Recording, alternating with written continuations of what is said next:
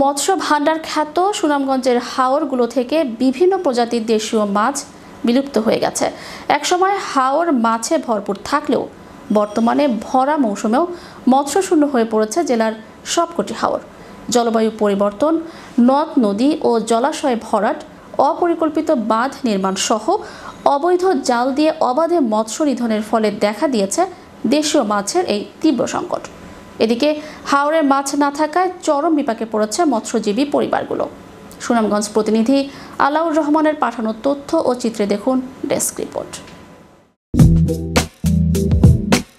সুনামগঞ্জের টাঙ্গুয়ার হাওর, দেখার হাওর, শনির হাওর সহ সবকটি হাওর ও নদী মাছের অভয়াশ্রম হিসেবে পরিচিত। এই অভয়াশ্রমগুলোতে প্রতি বর্ষায় মাছ ডিম ছাড়ে, আর ভরা বর্ষায় এই ডিমগুলো স্রোতের টানে ছড়িয়ে পড়ে বিভিন্ন জলাশয়ে। দেশের মৎস্য চাহিদার একটি বৃহৎ অংশ এই হাওরগুলো থেকে আহরণ করা হয়। তবে বিগত কয়েক বছর ধরে জেলার হাওরগুলোতে যত্রতত্র বাঁধ দিয়ে পানি প্রবাহে প্রতিবন্ধকতা সৃষ্টি, জলবায়ু পরিবর্তন ও অতিরিক্ত কীটনাশক ব্যবহার সহ নানা কারণে দেশীয় প্রজাতির মাছের প্রজনন বাধাগ্রস্ত হয়েছে। আমরা খরচারা ওরা মাছ নাই, কারণ দেশি মাছ নাই। বর্তমানে সব মাছই ফিশারির মাছ, দেশি মাছ কইতে গেলে বলতেই নাই। ফলে বিলুপ্ত হয়ে যাচ্ছে দেশীয় প্রজাতির বিভিন্ন জাতের মাছ। এতে করে স্থানীয় বাজারে চড়া দামে বিক্রি হচ্ছে চাষকৃত মাছ, আর মাছ কিনতে গিয়ে বিপাকে পড়ছেন নিম্ন আয়ের মানুষ। বিল বাজারের মাছ বলতেই নাই, বাজারে মাছ কিনতে আইলে সব জায়গায় চাষের মাছ কিনতে গেলে দর বেশি। আমাদের মতন যারা নিম্নমানের যারা অসহায় মানুষ আছে, কর্মী মানুষ আছে, তারা যদি কিনে খাইবো এমন কোনো ক্ষমতা। এদিকে চলতি বছর পর্যাপ্ত বৃষ্টিপাত না হওয়ায় হাওরে পানির পরিমাণ কম থাকায় মাছের প্রজনন বাধাগ্রস্ত হওয়াতে দেশীয় মাছের সংকট আরও তীব্র আকার ধারণ করেছে।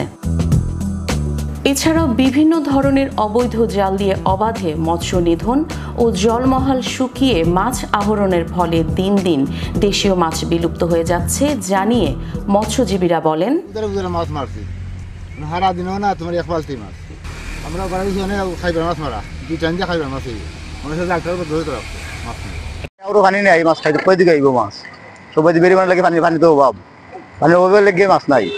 এই চাইনা জালের কারণে মাছের পোনা সহকারে সব মাছ ওই শুরু থেকেই ধ্বংস। চলতি বছর হাওরে পানি কম থাকায় মাছের প্রজননে ব্যাঘাত ঘটায় দেশীয় মাছের সংকট দেখা দিয়েছে জানিয়ে এই মৎস্য কর্মকর্তা বলেন, এখানে দেশি মাছের একটা অপূর্ব ভান্ডার। তো এই বছর যেটা দেখা যাচ্ছে, জলবায়ু পরিবর্তন মানে সঠিক সময়ে বৃষ্টিপাত না আসার কারণে মাছ তার প্রজননের যেটি একটা ব্যাঘাত সৃষ্টি হয়েছে। কারণ হলো আবার দেখা যাচ্ছে প্রচুর গরম ছিল, সেই গরমের মাছগুলো ঠিক মতো ডিম করতে পারে না। তারপর হচ্ছে এখানে পলি জমা হওয়ার কারণে নদী থেকে যে হাওরের সংযোগগুলো বিচ্ছিন্ন হয়ে গেছে, আর ওভারঅল সেই বিচ্ছিন্ন হওয়ার কারণে আর হলো পলি জমার কারণে মাছের যে গভীর স্থানগুলো নষ্ট হয়ে যাচ্ছে।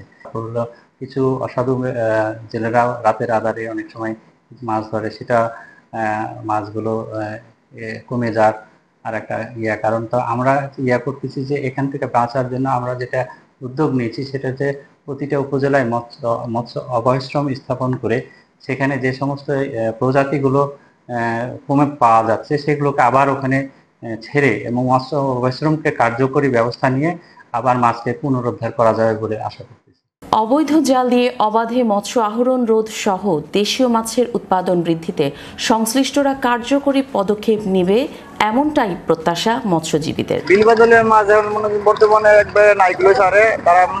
কাজী শাহজাহান দৃষ্টি, চ্যানেল ইউরোপ, নিউজ ডেস্ক।